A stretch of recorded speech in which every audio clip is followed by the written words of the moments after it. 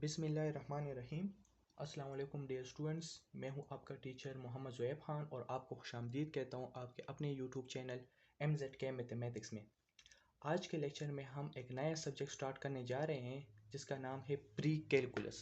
Pre calculus इंतहाई important subject है और कैलकुलस पे समझने के लिए सबसे पहले हमें प्री कैलकुलस के बारे में जानना होगा। तो इसके इंतहाई छोटे छोटे कंसेप्ट से, छोटे छोटे टॉपिक से मैं कोशिश करूँगा कि डेली बेसिस पे आपके साथ एक एक टॉपिक शेयर करता जाऊँ। ठीक है। तो और मैंने जिस किताब का इंतखाब किया है वो ये बुक है। इस किताब से हम इंशाल्लाह प्री कैलकुलस के कोर्स को कवर करेंगे। ठीक है। तो इस बुक में हमारे पास सबसे पहला जो टॉपिक है वो है सेट्स। तो आज इंशाल्लाह सेट्स के बारे में जानेंगे कि सेट्स किसे कहते हैं। तो चले शुरू करते हैं। अच्छा जी, तो सेट्स किसे कहते हैं, सेट की क्या डिफिनीशन है। So the collection of well defined distinct objects is called a set. Collection of well defined distinct objects, यानी जब भी हम डिस्टिंक्ट ऑब्जेक्ट्स को कलेक्ट करते हैं वो क्या बन जाता है, वो सेट बन जाता है। मुख्तलिफ ऑब्जेक्ट्स को जब हम डिस्टिंक्ट ऑब्जेक्ट्स को जब हम कलेक्ट करते हैं वो क्या कहलाता है, वो सेट कहलाता है। ठीक है, तो ये इसकी डिफिनीशन हो जाएगी। फिर क्या कह रहे हैं, the objects that belong to a set और इट्स एलिमेंट्स आर मेंबर्स। वो ऑब्जेक्ट जो सेट के अंदर बिलोंग करते हैं, जिनको हमने कलेक्ट किया होता है डिस्टिंक्ट ऑब्जेक्ट्स को, वो उन ऑब्जेक्ट्स को हम एलिमेंट्स भी कहते हैं, मेंबर्स भी कहा जाता है। ठीक है ना। इंतहाई इंपॉर्टेंट एमसीक्यूज भी है कि the elements that belongs to a set are called its element, sorry, the objects that belong to a set are called its elements are members. तो आगे मैं जो है वो एलिमेंट का वर्ड यूज करूंगा। Sets are commonly written using set braces. और set को जब हम लिखते हैं तो वो इस ब्रेसेस का हम इस्तेमाल करते हैं, सेट ब्रेसेस का हम इस्तेमाल करते हैं। ठीक है, इस किस्म के ब्रेसेस का हम इस्तेमाल करके इसके अंदर एलिमेंट्स लिखते हैं। क्लियर है। अच्छा, फिर क्या कह रहे हैं कि sets are generally denoted by capital letters of English alphabets A B C up to so on, up to Z तक। यानी सेट को जो है वो हम कैपिटल लेटर से रिप्रेजेंट करते हैं।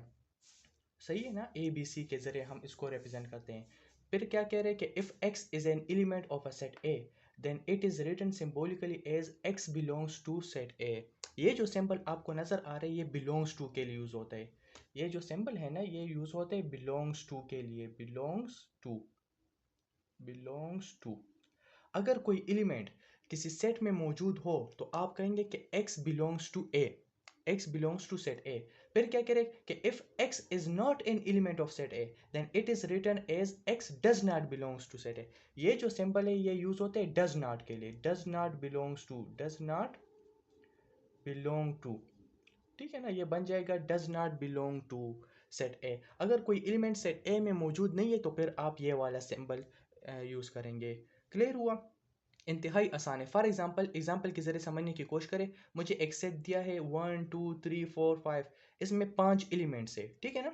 देखिए सेट को मैंने कैपिटल लेटर से रिप्रेजेंट किया है, इधर राइट हैंड साइड में मैंने ब्रेसेस लगाए, इसके अंदर एलिमेंट्स लिखे हैं। आप इसको मेंबर्स भी कह सकते हैं कि इसके 5 मेंबर्स है या 5 एलिमेंट्स है। क्लियर है। 1 2 3, आपसे कोई पूछे कि 5 इस सेट ए में बिलोंग कर रहा है कि नहीं कर रहा, 5 इस सेट ए में मौजूद है कि नहीं है, तो आप देख लेना इस सेट ए में 5 मौजूद है तो आप कहेंगे कि yes sir 5 belongs to set A, इस तरह आप लिख देंगे और ये आपका कंप्लीट आंसर बन जाएगा। फिर आपसे कोई पूछे कि क्या इसमें 10 एलिमेंट जो है वो इसमें बिलोंग कर रहे हैं कि नहीं, 10 एलिमेंट इसमें है, नो सर इसमें तो 10 एलिमेंट नहीं है, तो मैं यहाँ पर लिख दूंगा 10, इस तरह सिंपल लगाएंगे, इसके ऊपर डैश लगाएंगे, लिखेंगे। तो ये यूज होते हैं डज नॉट के लिए कि does not belongs to, 10 is does not belongs to set A हो जाएगा, 11 does not belongs to set A हो जाएगा, 6 does not belongs to set A हो जाएगा। ठीक है ना। और 1 जो है वो 1 बिलोंग है तो आप लिखें 1 belongs to set A. Hope the point is clear. जी, फिर क्या कह रहे हैं कि the elements of a set can be written in any order. ये इंतहाई इंपॉर्टेंट पॉइंट है कि सेट के जो एलिमेंट्स है वो किसी भी ऑर्डर में लिख सकते हैं, यानी सेट के लिए ऑर्डर का होना इंपॉर्टेंट नहीं है। ठीक है। फॉर एग्जांपल, चाहे मैं एक्स वाई जेड लिखना चाहता हूँ, एक्स जेड वाई लिखना चाहता हूँ या वाई जेड एक्स लिखना चाहता हूँ, रिप्रेजेंट द सेम सेट, ये एक ही सेट को रिप्रेजेंट करेगा, वही सेट है, वही 3 एलिमेंट्स है एक्स वाई जेड, लेकिन मैंने थोड़े आगे पीछे किए हैं। बात की समझ आ रही है। तो सेट के लिए ऑर्डर का होना इंपॉर्टेंट नहीं है, आप किसी भी ऑर्डर में लिख सकते हैं, चाहे 1 2 3 लिखना चाहते हैं, चाहे 3 2 1 लिखना चाहते हैं, बात एक ही होगी। अच्छा, फिर क्या कह रहे हैं कि there are 3 methods of writing a set. कह रहे कि सेट को लिखने के 3 मेथड से, 3 तरीके हैं, 3 तरीकों से आप सेट को लिख सकते हैं, which are illustrated by the following examples. तो सबसे पहले जो हमारे पास मेथड है उसको हम कहते हैं डिस्क्रिप्टिव मेथड। नाम से जाहिर है, बल्कि नाम ही काफ़ी है। डिस्क्रिप्टिव मेथड से मुराद ये है कि हम इसको डिस्क्राइब करेंगे, सेट को सेंटेंस फॉर्म में लिखेंगे या वर्डिंग फॉर्म में आप इसको लिखेंगे, ठीक है ना। यानी फॉर एग्जांपल मैंने लिखा है कि A is set of first 10 natural numbers. A हमारे पास एक सेट है जिसमें क्या है, फर्स्ट 10 नेचुरल नंबर है, यानी 1 2 3 4 अप टू कहाँ तक है, 10 तक है, 1 से लेकर 10 तक इसमें नेचुरल नंबर है। तो ये इसको हम कहते हैं डिस्क्रिप्टिव मेथड, कि मैंने डिस्क्राइब किया है, इसको सेंटेंस फॉर्म में लिखा है। बात की समझ आ रही है। अच्छा, दूसरा है मेथड है, उसको हम कहते हैं टेबुलर मेथड। ये भी इंतहाई आसान है। क्या मतलब, इस एग्जांपल को अगर मैं टेबुलर मेथड में लिखना चाहता हूँ तो मैं लिखूंगा ए हमारे पास एक सेट है और इसमें फर्स्ट 10 नेचुरल नंबर है। नेचुरल नंबर किसे कहते हैं, वो नंबर जो 1 से स्टार्ट होते हैं। तो मैं यहाँ पर लिखूंगा 1 2 3 4 5 6 7 8 9 और हो जाएगा 10, ठीक है। तो ये हमारे पास हो जाएगा टेबुलर मेथड। इस मेथड को हम कहते हैं टेबुलर मेथड। तो सेट को हम टेबुलर मेथड में भी लिख सकते हैं, डिस्क्रिप्टिव मेथड में भी लिख सकते हैं, ठीक है ना। एक और इंतहाई इंपॉर्टेंट मेथड है जिसको हम कहते हैं सेट बिल्डर मेथड। अच्छा, सेट बिल्डर मेथड इंतहाई इंपॉर्टेंट मेथड है और अक्सर एमसीक्यूज में पूछा जाता है। सेट बिल्डर मेथड क्या होता है। फॉर एग्जांपल, जिस तरह मैंने यहाँ पर एग्जांपल लिखा है कि फर्स्ट 10 नेचुरल नंबर्स को आप लिख लेना। तो अगर मैं इसको सेट बिल्डर फॉर्म में लिखना चाहता हूँ तो मैं लिखूंगा ए इक्वल टू, यहाँ पर आप लिखेंगे x such that x belongs to natural number and x जो है वो नेचुरल नंबर से ताल्लुक रखता है and x is less than or equal to 10 हो जाएगा। तो ये जो फॉर्म है इसको हम कहते हैं set builder form, set builder method कहा जाता है, ठीक है ना। x क्या है, इसको आप किस तरह प्रोनाउंस करेंगे, x such that x belongs to natural number and x is less than or equal to 10। चलो मैं इसको लिख भी देता हूं कि ये जो सिंबल है ना, ये जो पहला x है, इसको आप डायरेक्ट भी कह सकते हैं कि x सच डेट, या इस तरह भी कह सकते हैं कि the set of all elements. इस पहले x को आप कह सकते हैं the set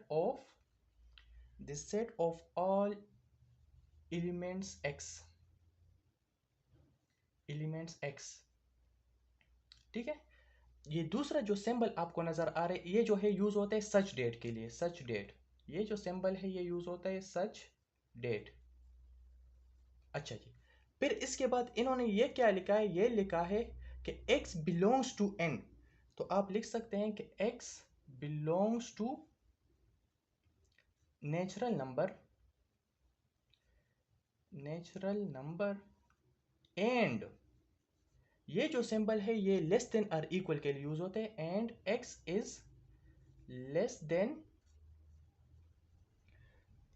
less than or equal to 10 हो जाएगा। तो इस तरह आपने लिखना है, इसकी प्रोनाउंसिएशन करनी है। डायरेक्ट भी कह सकते हैं कि x such that x belongs to, या ये भी कह सकते हैं कि the set of all elements x such that x belongs to natural number and x is less than or equal to 10 हो जाएगा। तो ये सेट बिल्डर मेथड है, ये आपको याद रखना होगा। अगर आपको सेट बिल्डर मेथड इस तरह गिवन हो और आपसे कहा जाए कि इसको टेबुलर फॉर्म में लिख ले या टेबुलर मेथड में लिख ले, तो फिर आप लिख सकते हैं, ठीक है ना। यानी इसका मतलब यह है कि x जो है एलिमेंट्स को रिप्रेजेंट करते हैं, वो एलिमेंट्स कहाँ से लिए गए हैं, नेचुरल नंबर से लिए गए हैं। और नेचुरल नंबर कहाँ से स्टार्ट होते हैं, 1 से स्टार्ट होता है। तो हमने स्टार्ट 1 से लेना है। अब सवाल ये पैदा होता है कि कहाँ तक रुकना है। तो इन्होंने लिखा है कि x is less than or equal to 10, यानी आपने 10 तक पहुंचना है, 1 से स्टार्ट होना है, 10 तक पहुंचना है। x is less than or equal to 10, x की वैल्यू 10 है या 10 से कम है। तो 10 से कम कौन कौन से नेचुरल नंबर है, 9 8 7 6, ये तमाम है, ठीक है।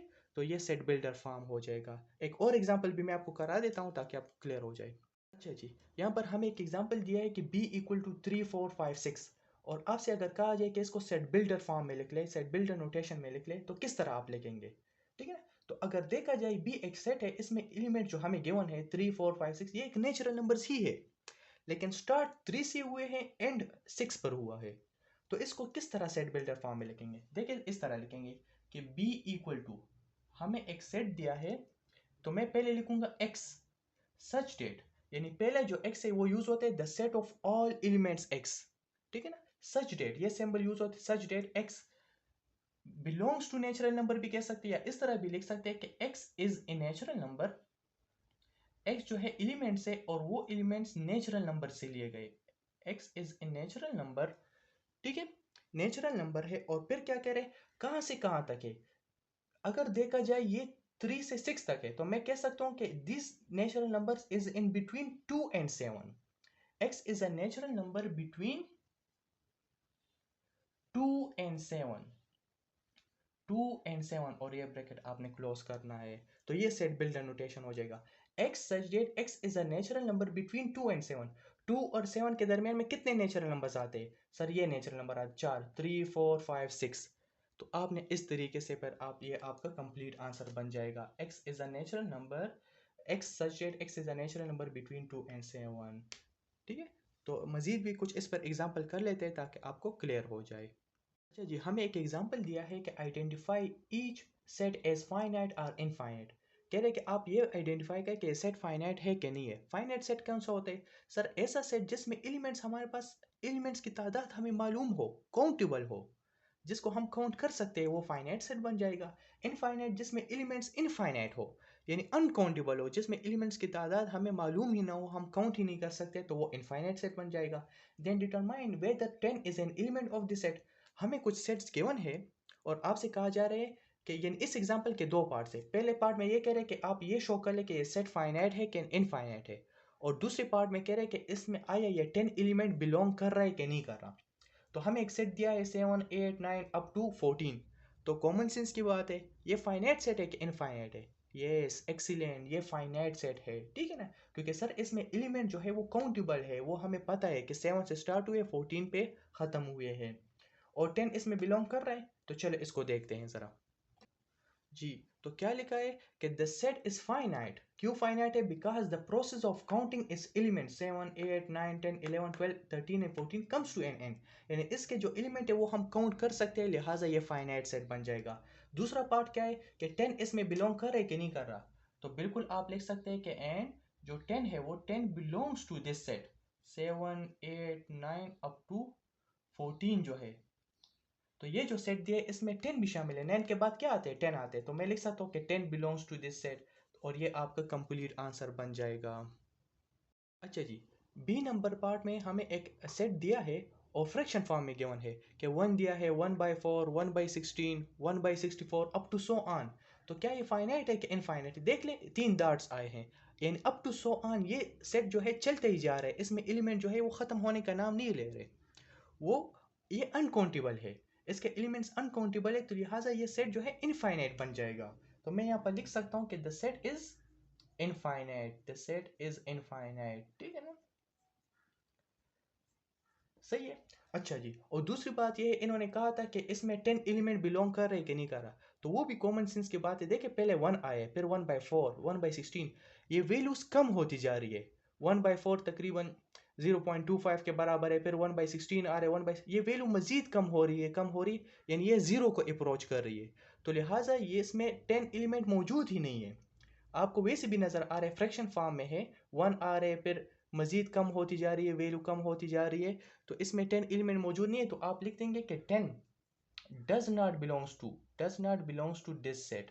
1, 1/4, 1/16, 1/64 अप टू सो ऑन, ठीक है, does not belongs to this set. तो ये आपका क्या हो जाएगा? ये आपका कंप्लीट आंसर बन जाएगा। सेट इनफाइनाइट है और इसमें 10 एलिमेंट बिलोंग नहीं कर रहा जी। थर्ड नंबर पार्ट में हमारे साथ कह रहे हैं कि अच्छा, ये जो सेट दिया है ये सेट बिल्डर फॉर्म में हमें गिवन है कि x such that x is a fraction between 1 and 2। x such that x is a fraction कि 1 and 2 के दरमियान हमारे पास फ्रैक्शन मौजूद है। तो क्या ये सेट फाइनाइट होगा कि इनफाइनाइट होगा? तो इंतहाई इंपॉर्टेंट पॉइंट है, मैंने यहाँ पर हाईलाइट भी किया है आप लोग के लिए, कि between any two distinct natural numbers there are infinitely many fractions. किसी भी दो नेचुरल नंबर के दरमियान में कितने फ्रैक्शंस होते हैं? इनफाइनाइटली मेनी फ्रैक्शंस होते हैं, हम इनफाइनाइटली फ्रैक्शंस बना सकते हैं, ठीक है ना। So this set is infinite, तो ये सेट बन जाएगा, इनफाइनाइट सेट बन जाएगा, ठीक है। और दूसरा पार्ट जो था उसका कि 10 इसमें बिलोंग करेगा कि नहीं करेगा, तो कॉमन सेंस की बात है कि इसमें तो 10 नहीं होगा ना, क्योंकि 1 और 2 के दरमियान में हमारे पास फ्रैक्शंस है, तो 10 इसमें बिलोंग नहीं करेगा। तो the number 10 is not an element of this set, और ये आपका कंप्लीट आंसर हो जाएगा। तो ये पॉइंट इंतहाई इंपॉर्टेंट है कि किसी भी दो नेचुरल नंबर के दरमियान में इनफाइनाइटली मेनी फ्रैक्शंस हो सकते हैं, ठीक है। और 10 इसमें बिलोंग नहीं करता। जी, डी नंबर हमारे पास पार्ट में कह रहे कि X such that X is a natural number between 9 and 11। कह रहे कि x एक एलिमेंट है और वो एलिमेंट नेचुरल नंबर के सेट से लिया गया है, लेकिन बिटवीन 9 एंड 11। तो 9 और 11 के दरमियान में कौन सा नेचुरल नंबर है? कितने नेचुरल नंबर आते हैं सर? 9 और 11 के दरमियान में एक ही नेचुरल नंबर है जो कि 10 है। तो ये सेट फाइनाइट बन जाएगा कि इनफाइनाइट? तो फाइनाइट बन जाएगा ना, कॉमन सेंस की बात है, क्योंकि एक ही एलिमेंट है, काउंटेबल है, तो लिहाजा सेट फाइनाइट बन जाएगा।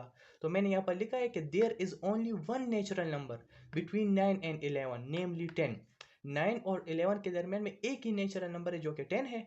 So this set is finite. और जो दूसरा पार्ट था कि 10 इसमें बिलोंग करेगा कि नहीं करेगा, तो एक ही सेट है, सॉरी, सेट में एक ही एलिमेंट है 10, और 10 और वही 10 एलिमेंट इसमें बिलोंग भी कर रहे हैं, तो मैं लिख सकता हूँ कि 10 बिलोंग्स टू दिस सेट।